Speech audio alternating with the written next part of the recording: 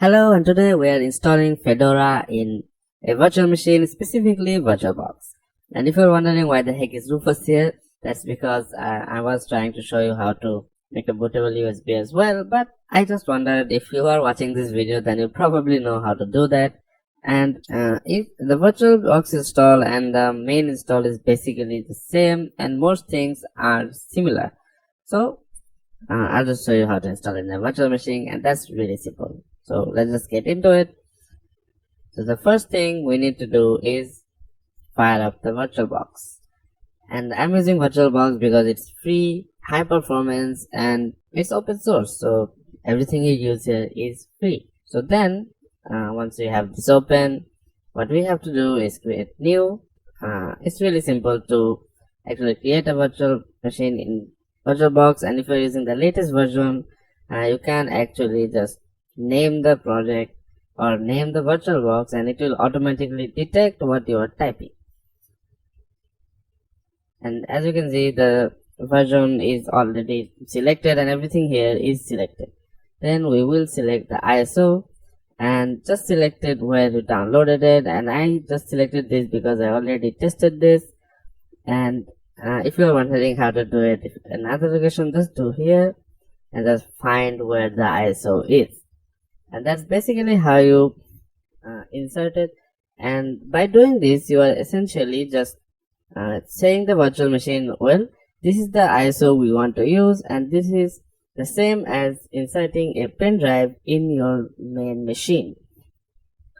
So make sure you do all of this correctly, and as you can see, it is automatically detecting everything. So then you select how much RAM you want. I usually go with 8 gigabytes, but for this I don't think I need that much, and this many cores is just fine.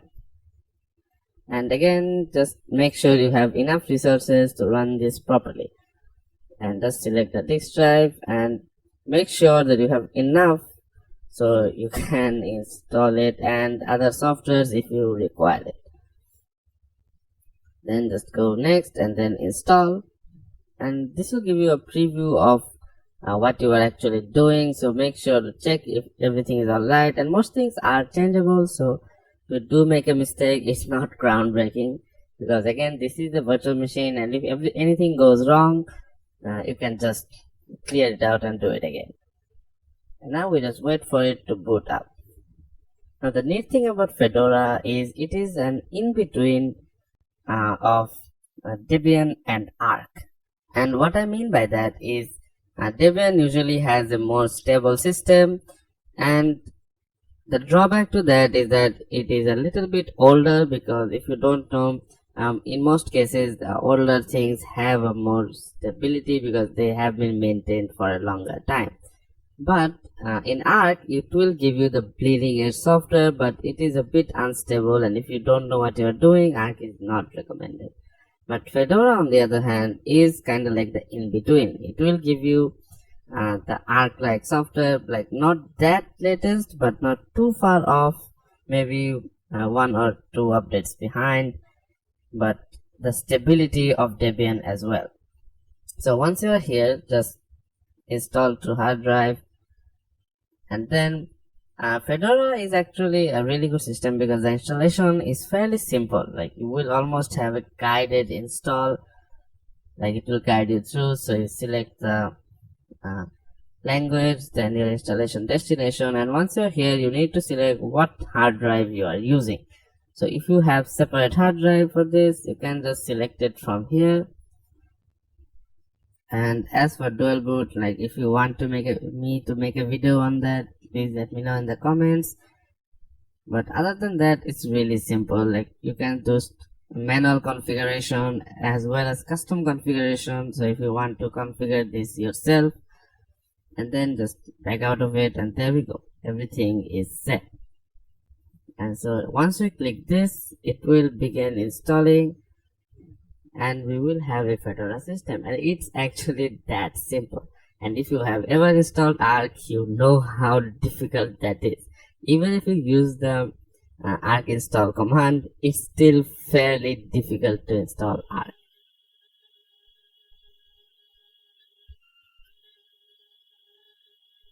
So here it's done down installing, and now we can continue on with this video. And as you can see, it's really hassle free to install Fedora, and it's fairly simple to do so. And once you have done installing it, then you just have to reboot and boot into your installed system. Now there may be an issue if you're using VirtualBox while doing this, is that it will boot into the ISO again.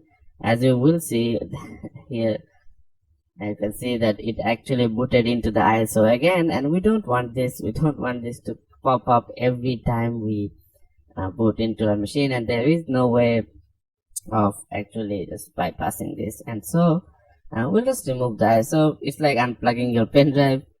So let's go to settings and then storage, and you will find the ISO right here.